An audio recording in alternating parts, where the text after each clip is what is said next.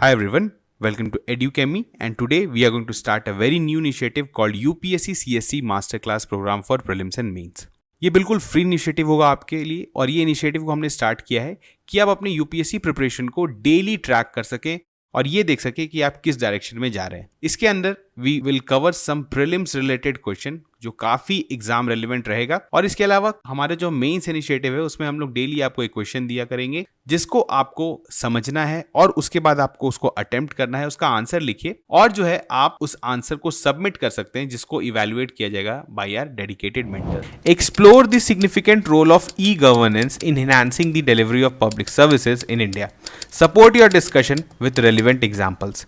You have to do this within the word limit of 150 words. So this is a 10 marker question and we have already discussed the maximum time that you can dedicate in the real examination on a 10 marker question is 7 minutes. So please set a timer of 7 minutes. Okay. Now if you'll see from which part of the syllabus the question has been asked. So you will see the syllabus of General Study 2. You will find a topic of governance and you will see topics like important aspects of governance, transparency and accountability, e-governance. Okay, now the question is specifically asked to e-governance. You can see that such topics are clearly mentioned in the syllabus of main syllabus of UPSC CSE. And we have already told you the mains examination is strictly based on the syllabus given by UPSC. अब यहाँ पर आप देखेंगे applications, models, successes, limitations, potentials, citizens charters, transparency and accountability and institutional and other measures. तो we have seen the syllabus, we have seen the questions. Now we have also seen the word limit also. Now we are going to start answering this question. So let's start. Now the first thing that we are going to do is to give a brief introduction about e-governance क्या होता है. Now before going into that, let me generalize a few things for you. Whenever you see a question of governance, देखिए governance एक ऐसा topic है that you will see in general studies too. वहां पे specifically दिया हुआ है governance and also some part of the governance is covered in ethics integrate in the GS4 where the governance is basically you may say related to ethics, ethical governance की जहां पर बात आती है. तो वहां पर भी we deal a lot of things about governance. तो हमें governance पढ़ना है GS2 में and GS4. ठीक है, तो इस चीज को ध्यान दीजिए. Now when a question is asked on governance so it is generally a open ended question क्योंकि आपको पता है पूरा गवर्नमेंट जो है चाहे वो तीनों आपको पता है तीनों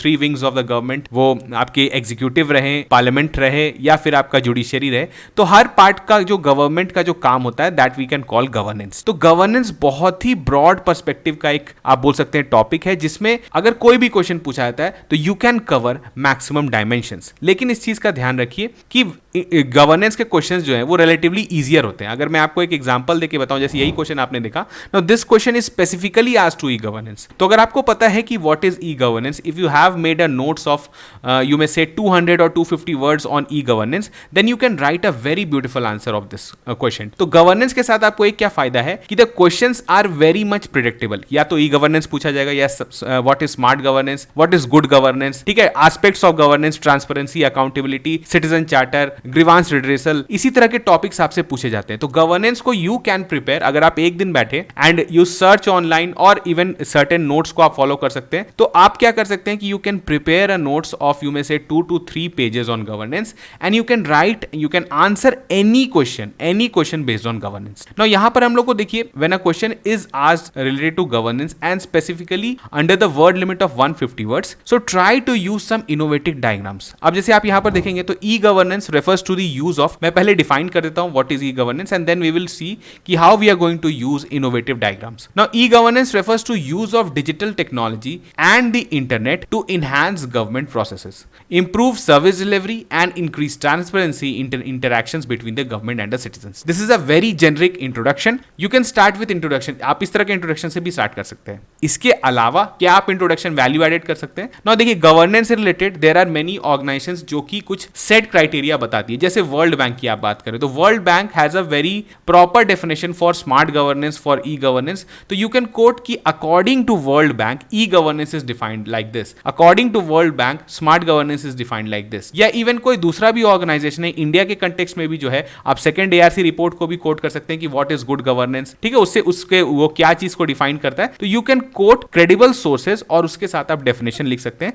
तो this will be a value added point. ठीक है. नाउ दूसरा वैल्यू एडिशन क्या है कि you can use use interactive diagrams. देखिए गवर्नेंस एक ऐसा टॉपिक है जो कि जनरली बहुत स्ट्रेट फॉरवर्ड टॉपिक है, लेकिन उसको अगर आपको थोड़ा सा आपको होता है ना कि उसको आप कर सकते हैं कि थोड़ा सा उसमें आपको वैल्यू एडिशन करना है, तो आप क्या कर सकते हैं, कुछ डायग्राम्स यूज कर सकते हैं। Now what I have used here कि ई गवर्नेंस को आप कैसे डिफाइन कर सकते हैं। ई से आप समझ रहे हैं कि e basically refers to the technology. अब टेक्नोलॉजी में कुछ भी हो सकता है, टेक्नोलॉजी में आईसीटी हो सकता है। आईसीटी क्या है, आपका information and communication technology. IoT हो सकता है, आपको पता है इंटरनेट ऑफ थिंग्स होता है। आर्टिफिशियल इंटेलिजेंस हो सकता है and the latest technology of blockchain. तो अगर आप इन सारे टेक्नोलॉजीज को इंटीग्रेट करके if you are imparting good governance, this is called e governance. अब हमने आप अच्छे से डिफाइन कर दिया। इस डायग्राम को देखने के बाद एग्जामिनर को डेफिनेटली पता चल जाएगा कि यू नो कि व्हाट इज ई गवर्नेंस और आप इसको अच्छे से डील करने वाले हैं। एक बहुत अच्छा एग्जांपल सेट करता है एंड आपको पता है कि अगर आप क्वेश्चन को स्टार्ट करते हैं तो यू हैव ऑलमोस्ट डन। आप समझ लिए कि आपने एक इंप्रेशन बना दिया है। You are not going to get very bad marks. आप एवरेज मार्क्स तो आपको मिलेगा ही, अगर आप इसके बाद और भी कर देते हैं तो you will get very good marks. ठीक है, चलिए हमने इंट्रोडक्शन कर दिया। Now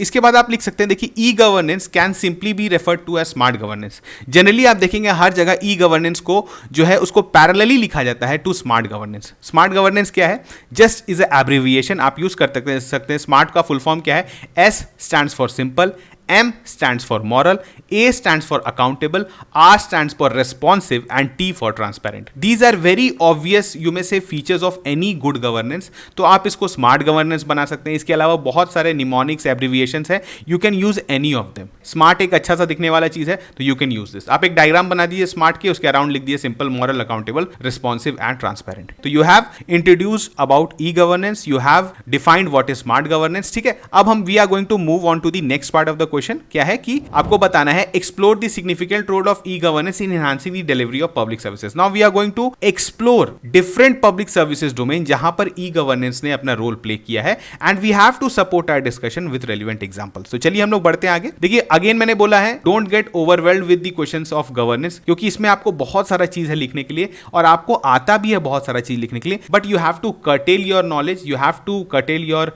you may say the content that you have created already, उसको आपको अच्छे से कर्टेल करना है, सिंक्रोनाइज करना है इस मैटर में कि आप मैक्सिमम मार्क्स फेच कर पाए। चलिए तो यहां पर क्या है, ई governance in India has brought transformations in various dimensions. इस चीज को हम लोग जो ई गवर्नेंस का जो रोल रहा है हम लोग क्या करेंगे, इसको वेरियस डायमेंशंस के अंदर कवर करेंगे। तो सबसे पहले देखिए इकोनॉमिक डायमेंशन की बात करते हैं। तो ई गवर्नेंस क्या क्या रोल किया है। अब आपको पता है कि we are basically agriculture based economy, तो एग्रीकल्चर में क्या क्या सेक्टर में क्या क्या आया है ये हम लोग पहले देख लेते हैं। एक एग्जांपल से आपको क्योंकि बनाना है तो आप सबसे पहले जैसे भूमि राशि पोर्टल, ठीक है, आपको पता है लैंड डिजिटाइजेशन, जो लैंड रिकॉर्ड्स का डिजिटाइजेशन है that is going on a mass scale in each state. Her state में जो है लैंड डिजिटाइजेशन हो रहा है, रिकॉर्ड्स डिजिटाइजेशन हो रहा है, क्योंकि इससे पता चले कि असली लैंड किसका है, लैंड के बेनिफिशियरीज कौन है, ताकि गवर्नमेंट का जो सर्विसेज है दैट बिकम स्ट्रीमलाइन। तो ये जो है आपको रिफॉर्मिंग, अगर एग्रीकल्चर सेक्टर की बात करें तो one of the most crucial steps that the government has been taking is digitalising land records. ठीक है, इसके बाद जियोग्राफिकल इंफॉर्मेशन सिस्टम से टू एम्पावर फार्मर्स, फिर eco friendly technology. Now GIS system से क्या हो रहा है, जीआईएस मैपिंग हो रहा है, डिफरेंट फार्मलैंड्स का, डिफरेंट टेरेन्स का मैपिंग हो रहा है, जो कि फार्मर्स को न्यू इको फ्रेंडली टेक्नोलॉजी को अडेप्ट करने में मदद कर रहे हैं। इसके बाद आपको पता है प्रधानमंत्री फसल बीमा योजना,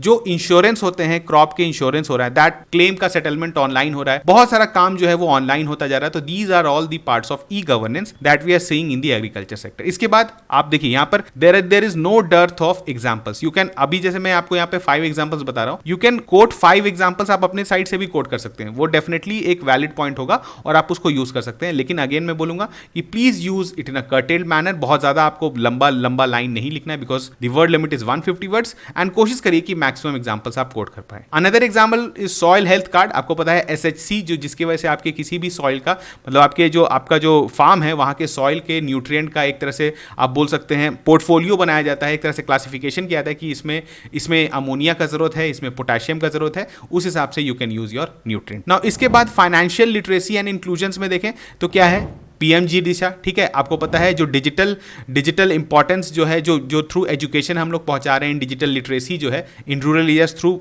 स्कीम लाइक पीएमजी दिशा। इसके बाद Aadhaar enabled payment system, AEPS for banking services and digital payment. Now Aadhaar has become a really watershed movement in the financial inclusion spectrum of our country. कैसे, आपको पता है डीबीटी जो आया है, डायरेक्ट बेनिफिट ट्रांसफर, जिसमें your Aadhaar is linked with your account and your beneficiary, all the beneficiary account is linked your to your आधार।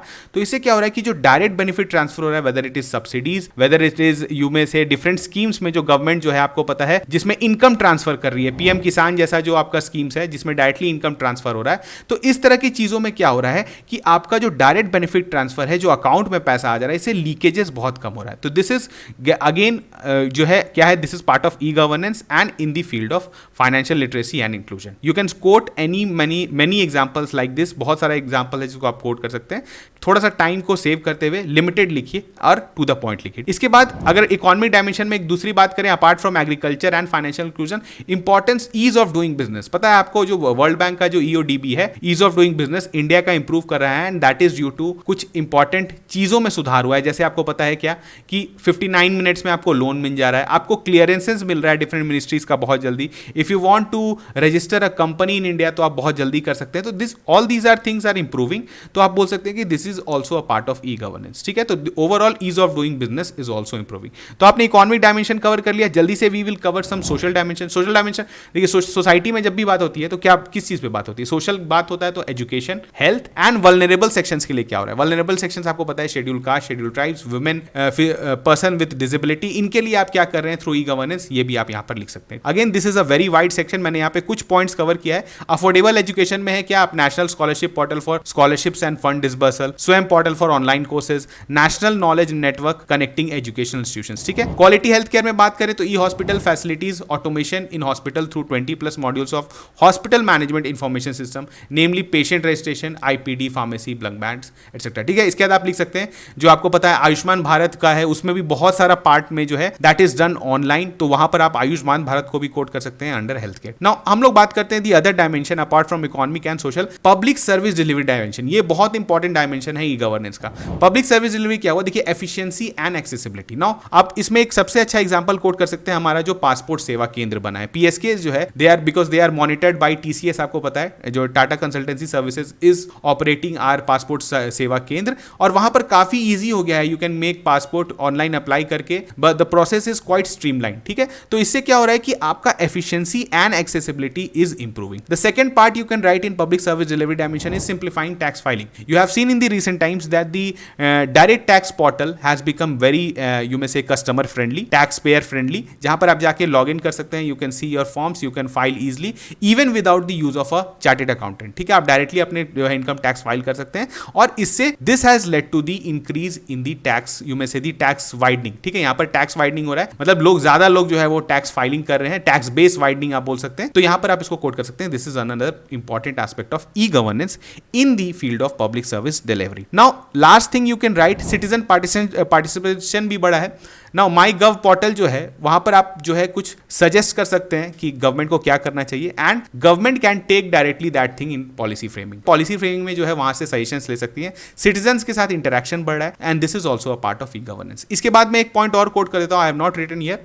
आप एक और पॉइंट बना सकते हैं, whenever you are writing the governance की बात करें तो ग्रीवांस रिड्रेसल जरूर लिखिए। ग्रीवांस रिड्रेसल क्या है कि despite all the services there are some grievances that are generated by the citizens, by the customers. ठीक है, now in the end आपके जो ग्रीवांसेस हैं उसका रिड्रेसल कितने फास्ट तरीके से हो रहा है, यही बताता है कि गवर्नेंस कितना आप बोल सकते हैं रिस्पॉन्सिव है। तो यहां पर आप जरूर एक पॉइंट लिखिए कि grievance redressal is also improving due to e governance. ठीक है, आप अपने जो, क्योंकि आपको पता है कि डिपार्टमेंट वाइज अगर आप देखेंगे कि व्हेन यू मे से अ प्रॉब्लम इज रेज्ड, तो उसका टाइम बाउंड रिजोल्यूशंस हो रहा है आजकल, विद इन 30 डेज 90 डेज जितना भी है, उसके विद इन उस डिपार्टमेंट को अपना आपका जो है वो मतलब वो सुधार करना ही है, उस रिक्वेस्ट को एड्रेस करना ही है। तो this you can also right under the grievance redressal. तो यहां पर हमने देख लिया ये सब चीजों को। ठीक है ना, the last thing we are going to conclude, because this is a 150 words question, this is not a 250 words question. 250 words होता तो एक सेक्शन और जोड़ सकते थे कि how it can be improved, कैसे इंप्रूव कर सकते हैं गवर्नेंस को, एक पॉइंट हम लोग और बढ़ाते तो यू विल,